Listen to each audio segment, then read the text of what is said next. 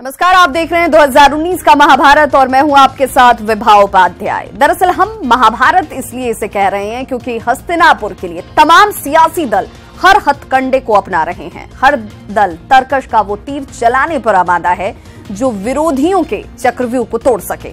लेकिन सियासी दलों को ये याद रहे कि इस पूरे महाभारत की असली ताकत जनता में निहित है। जनता जिसे चाहेगी बाजी उसी की होगी।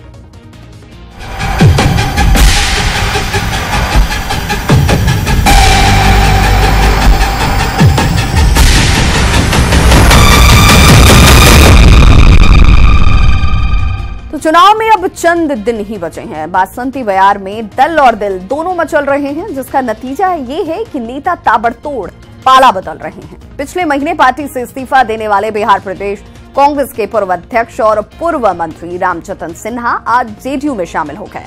मिलन समारोह के दौरान रामजतन सिन्हा को पार्टी की सदस्यता दिलाई गई। रामजतन सिन्हा ने कांग्रेस पर उनकी अहमियत नहीं समझने और पिछले कई चुनावों में मौका नहीं देने का आरोप लगाया। लंबे समय तक कांग्रेस के लिए जमीनी स्तर पर काम करने वाले रामजतन सिन्हा मखदूमपुर से 4 बार विधायक रह चुके हैं। उन्होंने पिछले दिनों प्रेस कॉन्फ्रेंस के दौरान कांग्रेस पर अनदेखी करने का आरोप लगाया था। गौरतलब है कि कांग्रेस के पूर्व प्रदेश अध्यक्ष रामजतन सिन्हा ने 2015 बिहार विधानसभा चुनाव के दौरान पार्टी का साथ छोड़ जहानाबाद के कुर्था विधानसभा सीट से निर्दलीय उम्मीदवार के तौर पर चुनाव लड़ा था। हालांकि इस चुनाव में उन्हें बुरी तरह हार झेलनी पड़ी थी और इस हार के बाद रामजतन सिन्हा राजनीति में सक्रियता नहीं दिखा रहे थे। लेकिन अब बिहार कांग्रेस की अंदरूनी स्थिति को भांपने के बाद रामजतन सिन्हा ने जेडीयू का दामन थामने का फैसला ले लिया। तो यह बहुत बड़ा कन्विक्शन की बात है और जो भी राजनीतिक जीवन में है सबों का यह धर्म बनता है कि ऐसे व्यक्ति के हाथों को मजबूत करें और यही सोचकर हमने पार्टी में योगदान किया है। इसके अलावा हमारी कोई बातचीत न मुख्यमंत्री से हुई है न किसी दल के नेता से हुई है और हमने पार्टी की सदस्यता आज ग्रहण की है और ग्रहण करके हमको प्रसन्नता है कि बिहार के वर्तमान मुख्यमंत्री के नेतृत्व में काम करने का मौका मिलेगा। धन्यवाद। तो चाहे राजनीति का क्षेत्र हो या शिक्षा का क्षेत्र हो, दोनों में इनकी भूमिका विशिष्ट रही है और ऐसी परिस्थिति में इन्होंने ये निर्णय लिया कि हम अब जनता दल यू के साथ रहेंगे, काम करेंगे, साथ चलेंगे। तो ये कोई मामूली बात नहीं है, हम सब लोगों के लिए बहुत खुशी की बात है। और लंबे काल से समाज की जो स्थिति है उसका पूरा अध्ययन है इनको, और कोई एक दिन की बात नहीं है, दशकों की बात है और इतना अनुभव है। तो इनके अनुभव का और इनकी कार्यशैली का लाभ हम लोगों की पार्टी को बहुत मिलने वाला है। ये बड़ी हमको खुशी हुई है। इस बार का चुनाव बाकी चुनावों से खास है। मोदी सरकार 55 साल बनाम 55 महीने का तकाजा समझा रही है, तो राहुल राफेल राग को छोड़ने पर तैयार नहीं है। बयान की जंग में आज केंद्रीय राज्य मंत्री गिरिराज सिंह ने राहुल गांधी पर हमला बोलते हुए विवादास्पद बयान दे दिया और उन्हें मेंटल अस्पताल में भर्ती तक होने की सलाह दे डाली। सुनिए राहुल के बारे में क्या कहा गिरिराज सिंह ने। ये राहुल जी मेंटल केस हो गया और मेंटल केस किसी गांव में देखेंगे जो मेंटल केस हो जाता है वो कुछ भी बकते रहता है। ये इनको पता नहीं है, जिस व्यक्ति को अपने पार्टी का इतिहास नहीं मालूम वो राफेल पर क्या बोलेंगे, क्या जानेंगे। वो एक मेंटल केस हो गए हैं। अब इनको निश्चित रूप से किसी मेंटल हॉस्पिटल की जरूरत है। और अब बात करते हैं महाराष्ट्र में शिवसेना बीजेपी के गठबंधन वाली राजनीति की, जो खींचतान के भंवर में फंस चुकी है। शिवसेना की नजर 1995 के मॉडल पर है, जबकि बीजेपी कुछ और ही चाहती है।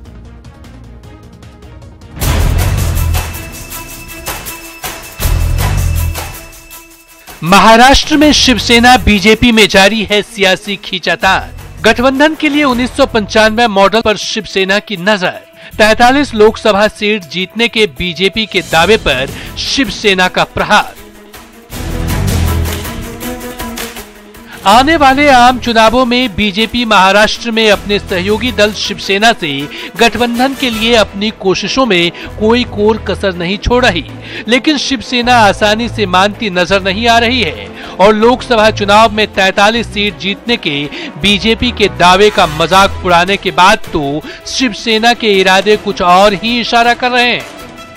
सूत्रों के मुताबिक दोनों पार्टियों के बीच लोकसभा चुनाव में सीटों की खींचातानी इस कदर बढ़ती जा रही है कि शिवसेना ने साफ कह दिया है कि गठबंधन पर बात तभी होगी जब 1995 के मॉडल को आधार बनाया जाएगा।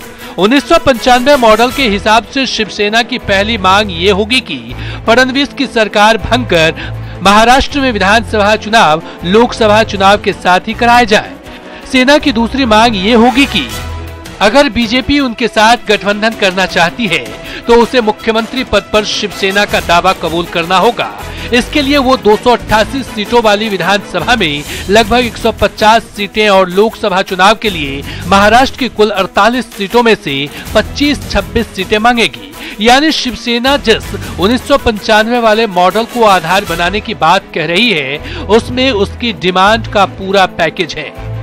शिवसेना के इस रुख को देखकर तो लगता है कि वो आसानी से गठबंधन के लिए राजी नहीं होने वाली और उस पर केंद्र सरकार के खिलाफ अभियान चलाने वाले आंध्र प्रदेश के सीएम चंद्रबाबू नायडू के साथ एकजुटता दिखाने के लिए शिवसेना के सीनियर लीडर संजय राउत की मुलाकात। इसी मंच से संजय राउत ने भी बीजेपी पर तंज कसते हुए कहा कि बीजेपी को शिवसेना की अस्मिता और महाराष्ट्र में उसके बड़े भाई के दर्जे का सम्मान करना होगा। पॉलिटिक्स बाद में करेंगे। महाराष्ट्र में 1995 में पहली बार शिवसेना और बीजेपी की सरकार बनी थी, जिसका नेतृत्व गठबंधन के मुख्यमंत्री मनोहर जोशी ने किया था और शिवसेना गठबंधन की प्रमुख साझेदारी थी। एक तरफ शिवसेना बीजेपी से गठबंधन के लिए 1995 के मॉडल की शर्त रख रही है, तो दूसरी तरफ उन्हीं के नेता संजय राउत बीजेपी के विरोधी चंद्रबाबू नायडू को समर्थन देने के लिए दिल्ली के आंध्रा भवन में पहुंचे हैं, जिससे कम से कम एक बात तो तय है कि शिवसेना गठबंधन की इस राजनीति में अपने मन मुताबिक दबाव बना रही है। Bureau report, news 18 network. और महाराष्ट्र के बाद हम आपको लिए चलते हैं नवाबों के शहर की सियासत दिखाने, जहां लखनऊ एयरपोर्ट पर समाजवादी पार्टी के मुखिया अखिलेश को रोके जाने के मुद्दे ने हंगामा खड़ा कर दिया। आपको मालूम है कि सियासत में हंगामा खड़ा करना ही सबसे बड़ी सियासी चाल होती है। Akhilesh Yadav versus UP police. Akhilesh को एयरपोर्ट पर रोका गया। अखिलेश और यूपी पुलिस की झड़प। अखिलेश बोले हाथ मत लगाना। जगह अमोसी एयरपोर्ट। वक्त सुबह 11 बजे। अखिलेश यादव इलाहाबाद जाने के लिए एयरपोर्ट पहुंचे। अखिलेश अपनी कार से उतरे और आगे बढ़ने लगे। तभी कुछ पुलिस वाले उनकी तरफ बढ़ते हैं और उन्हें रोकने की कोशिश करते हैं। देखिए, एक अधिकारी अखिलेश के करीब पहुंच जाता है और उन्हें हाथ लगाने की कोशिश करता है। अखिलेश उन्हें दूर हटने के लिए कहते हैं।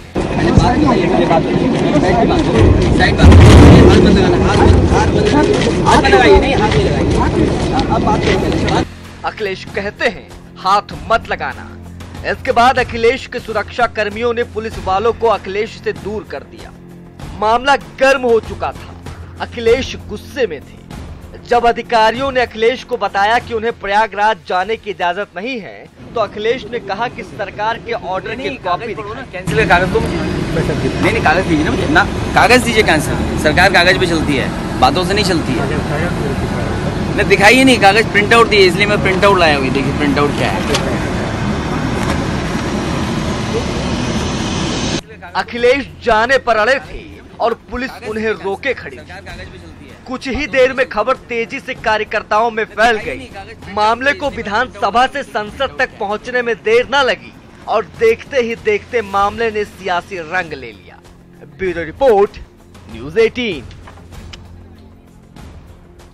तो सियासी खबरों के बीच पटना से बड़ी खबर इस वक्त आ रही है। राजधानी पटना में फिर से फायरिंग की घटना सामने आई है। गोसाई टोला में दो गुटों में आपस में झड़प के बाद फायरिंग की गई है। 6 से 7 राउंड फायरिंग की खबर मिल रही है। गुसाई टोला में 2 गुट आपस में भिड़े हैं और इसके बाद 6 से 7 राउंड फायरिंग हुई है। तस्वीरें एक्सक्लूसिव आप देख सकते हैं, जहां पर गाड़ियों को निशाना बनाया गया। ताबड़तोड़ 6 से 7 राउंड फायरिंग की गई। 2 गुट आपस में ही झड़प करते हुए नजर आए और फायरिंग इस दौरान किया गया।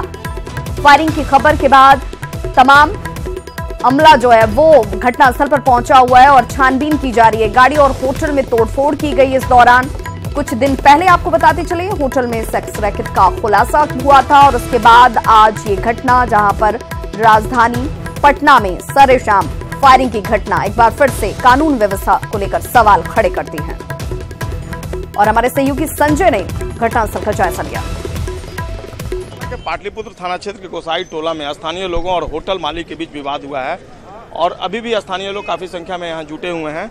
लोगों का आरोप है कि मामूली विवाद पर होटल मालिक के बॉडीगार्ड ने फायरिंग करनी शुरू कर दी और लोग यहाँ पर इधर उधर भागने लगे और उसके बाद लोग काफ़ी नाराज हो गए थे। जो स्थानीय लोग हैं वो काफ़ी संख्या में थाने पर इस वक्त जमा है और पुलिस से फरियाद कर रहे हैं कि जो होटल मालिक हैं उनके खिलाफ कार्रवाई की जाए। एक्चुअल में क्या मामला हुआ था कि जो आरोपी होटल मालिक है और उसके बॉडीगार्ड के खिलाफ कार्रवाई की जाए, क्योंकि जो मूर्ति का विसर्जन हो रहा था उसमें छोटे छोटे बच्चे थे और इस दौरान फायरिंग की गई तो अफरा तफरी का माहौल यहाँ पर उत्पन्न हो गया। जो महिलाएं थी वो घायल हो गई हैं इस मारपिटाई और पथराव में।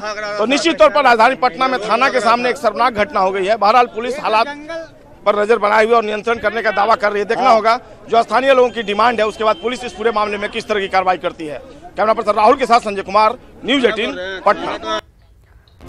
सियासी महाभारत में फतेह के लिए झारखंड बीजेपी ने पूरी तरह से कमर कस ली है। रांची में शक्ति केंद्र कार्यकर्ता सम्मेलन के जरिए मुख्यमंत्री रघुवर दास ने न सिर्फ विरोधी पार्टियों पर जुबानी हमला बोला, बल्कि बीजेपी कार्यकर्ताओं को नया टास्क भी दे दिया। झारखंड की सभी 14 सीटों पर जीत के लक्ष्य के साथ चुनावी तैयारी में जुटी बीजेपी इन दिनों कार्यकर्ताओं में जोश भरने का काम कर रही है।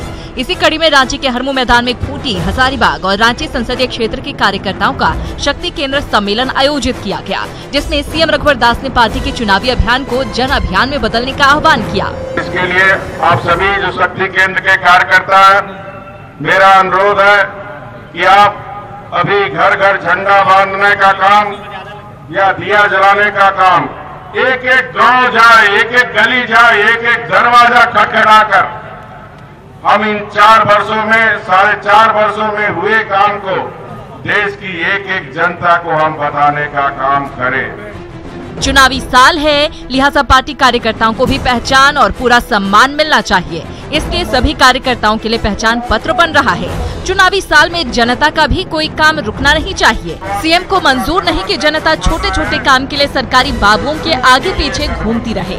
लिहाजा बीजेपी कार्यकर्ता आई कार्ड दिखाकर सरकारी दफ्तरों में जनता का काम करा सकते हैं और अधिकारियों के पास कोई इफ और बट की गुंजाइश नहीं होगी। आइडेंटिटी कार्ड के माध्यम से चाहे ब्लॉक ऑफिस में जाए, सीओ ऑफिस में जाए, बीडीओ ऑफिस में जाए, डीसी ऑफिस में जाए, प्रशासन का एक एक अधिकारी को आदेश रहेगा कि जो भी हमारा कार्यकर्ता अगर आता है जनता की काम के लेके आइडेंटिटी कार्ड के हमारे बूथ के संयोजक, शक्ति केंद्र के संयोजक, तो उसकी बात को पहले आपको सुनना।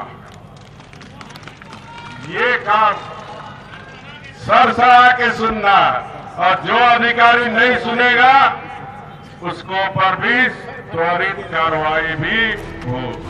मुख्यमंत्री रघुवर दास ने विपक्षी दलों पर भी जमकर हमला बोला और महागठबंधन की कवायद को देश को लूटने की कोशिश का हिस्सा बताया।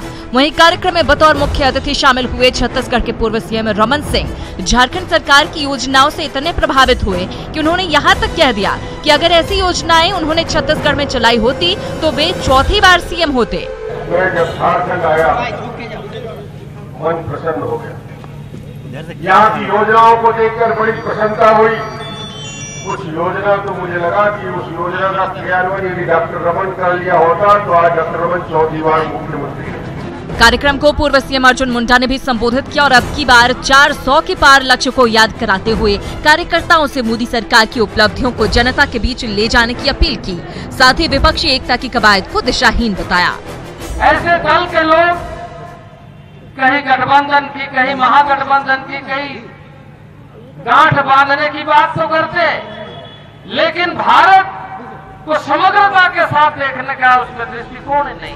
चुनावी बिगुल बजने से पहले कार्यकर्ताओं को पूरी तरह से तैयार करने में जुटी बीजेपी ने इस सम्मेलन के माध्यम से कई होमवर्क भी दिया है, ताकि चुनाव के दौरान जनता बीजेपी के खिलाफ साजिश रचने वाले दलों के झांसे में न आ पाए। न्यूज 18 के लिए रांची से भुवन किशोर झा की रिपोर्ट। तो कुछ दिनों पहले केंद्र सरकार ने अपना बजट पेश किया था। बजट के जरिए सरकार ने हर वर्ग, हर तबके को साधने की पूरी कोशिश की। जाहिर तौर पर उसका फायदा भी बीजेपी को मिलेगा। इतिहास गवाह है कि हर सरकार चुनावी साल में लोक लुभावन बजट ही लाती है। लिहाजा आज बिहार सरकार ने भी 2019-20 के लिए पिटारा खोल दिया। सुशील मोदी के इस पिटारे में क्या खास था, पहले वो जानते हैं।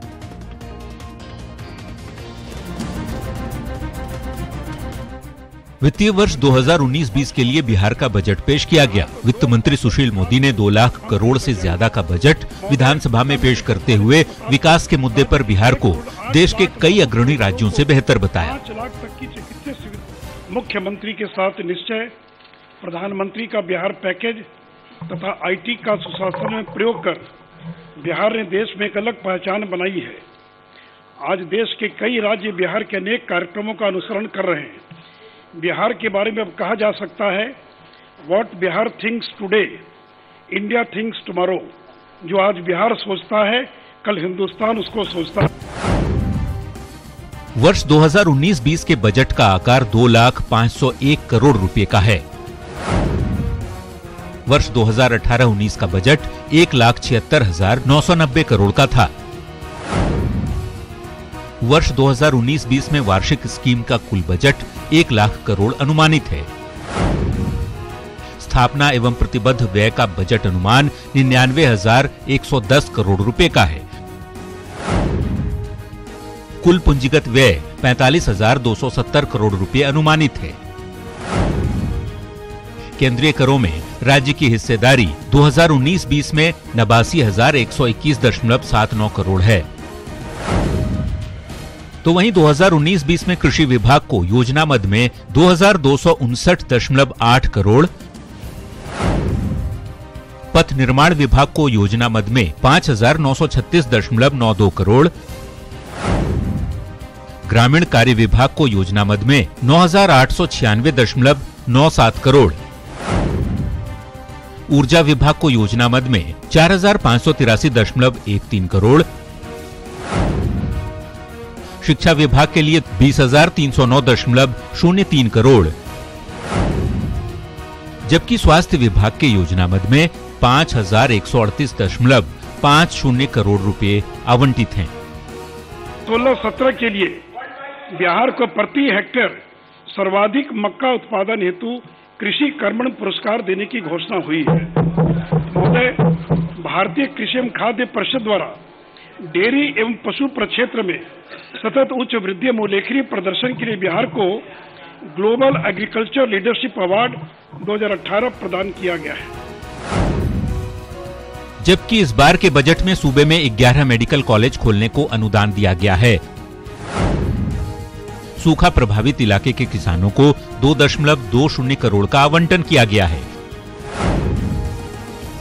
सिंचाई के लिए 75 पैसे प्रति यूनिट बिजली देने का प्रावधान है। छात्रों को साइकिल की राशि बढ़ाकर 3,000 रुपये किया गया है। PhD विभाग को योजना मद में 3,225.34 करोड़ दिया गया,